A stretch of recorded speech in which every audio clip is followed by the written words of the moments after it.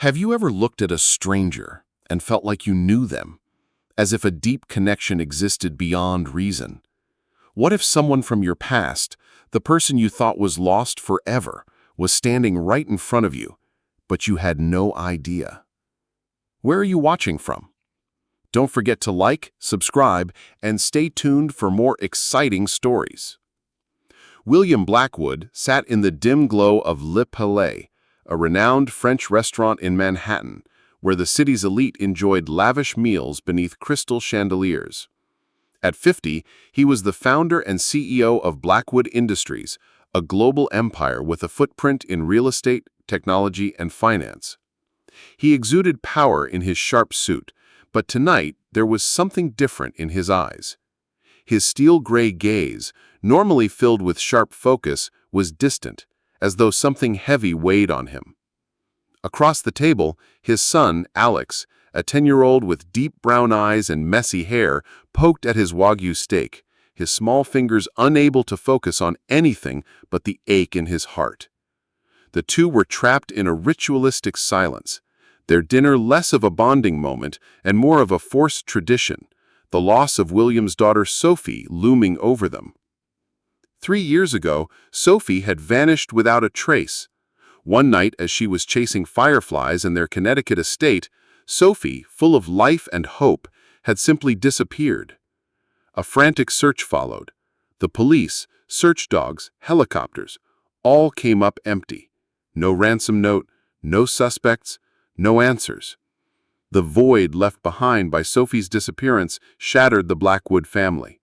For William, the void became a bottomless pit of work, numbers, and board meetings, while Alex grew bitter, feeling more like an afterthought than a son. The clink of Alex's fork against his plate broke the silence.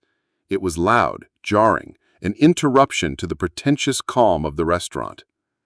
"Dad, can we go home?" Alex's voice was barely a whisper, his heart heavy with the weight of his father's distance. But William was too lost in his thoughts to answer, merely offering a soft, "Finish your meal, Alex," without the usual sternness. William didn't realize that his son had been desperately craving more than just food. He needed his father's attention, a comfort that had long since been replaced with cold ambition. The waitress approached their table, her steps light and graceful as she moved between the patrons. Her name tag read Sarah, and her smile was genuine, warm, unlike the professional facade surrounding her. She was young, mid-20s, with auburn hair pulled into a loose bun, a few stray strands falling around her face. She set down a dessert plate in front of Alex, a delicate chocolate tart, the gold leaf glimmering under the restaurant lights. "Here you go," she said softly, her voice kind but distant. As she turned to leave, Alex froze, his breath caught in his throat as his eyes locked on Sarah's face. Sophie's eyes. Sophie's smile. The freckle on her left cheek, exactly where Sophie's had been. Alex's fork slipped from his hand and clattered onto the floor, the sound sharp in the hushed atmosphere. His heart raced, a whirlwind of emotions crashing over him. "Dad," his voice trembled, barely audible as he stared at Sarah. "The waitress. She looks like my lost sister." William's wineglass paused halfway to his lips, and he chuckled, but the sound was hollow, forced. "Alex, don't be ridiculous. It's just your imagination." But even as he said the words, he couldn't help but glance toward Sarah, who was clearing a nearby table. His gaze locked on her freckle, the way she held herself, her movements, every detail that mirrored Sophie. A chill ran down his spine. He tried to dismiss it as nothing, but Alex's certainty stuck with him like a splinter in his mind, a tiny crack in the armor he had built to protect himself from the pain of his daughter's loss. The rest of the dinner passed in a blur of silence, the weight of his son's words settling between them. By the time they left Le Palais, the city's pulse outside felt overwhelming. The neon lights flickered, illuminating the thoughts racing through William's mind. What if Alex was right? What if there was something more to this than just a child's wishful thinking? The thought gnawed at him. When they arrived at their Upper East Side penthouse, William tucked Alex into bed. The boy clutched a faded photograph of Sophie, her smiling face frozen in time. William stood in the doorway, watching his son, and for the first time in years, he felt the ache of Sophie's absence, sharp and fresh. He couldn't ignore the unease growing in his chest. The next morning, William stood before the floor-to-ceiling windows of his office, looking out at the sprawling city beneath him. His empire, his chessboard, seemed suddenly out of place, the pieces mismatched. He called Marcus Reed, his private investigator.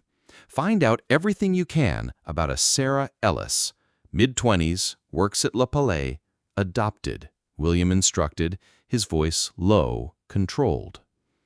Days passed, and the more William thought about it, the more convinced he became that there was something more to Sarah than met the eye.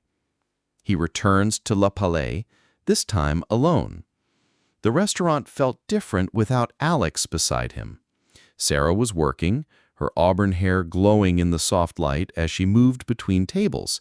William couldn't stop watching her. There was something familiar about the way she carried herself, the way she smiled, something about her presence that reminded him of Sophie. When he approached her, his voice was quieter than he intended. "My son said something unusual the other night. He thinks you resemble someone we knew, someone we lost." Sarah stopped in her tracks, her smile faltering. "Oh, that's interesting," she said, her voice cautious, guarded. "I get that sometimes. I've got one of those faces, I guess."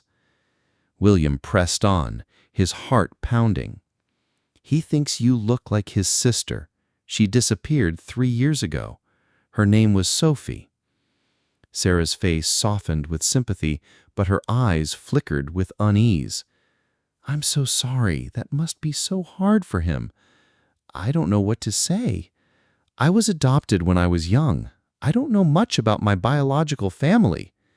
The word adopted hit William like a cold wave. "Adopted?" he echoed, his voice tight with disbelief. Sarah nodded, tucking a strand of hair behind her ear. "Yeah, my records are sealed. My adoptive parents didn't know much. Just bits and pieces, fireflies, a garden, a woman's voice singing." Fireflies. Alex's voice cut through the air, his voice thick with emotion. Sophie used to catch fireflies. She said they were magic. The room seemed to shrink around them, the weight of the revelation too much to bear. Sarah's breath caught, and her eyes widened. "Are you sure that's a coincidence?" she asked, her voice shaking. William's heart raced. Was it possible? Could this more than just a coincidence? He reached for Alex's hand, but the boy pulled away, his gaze fixed on Sarah. "I know it's you," Alex whispered. "I know it is." The truth was within reach, but it was slipping through his fingers like sand.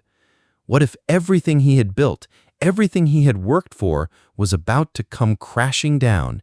And what if the daughter he had lost was right in front of him the whole time?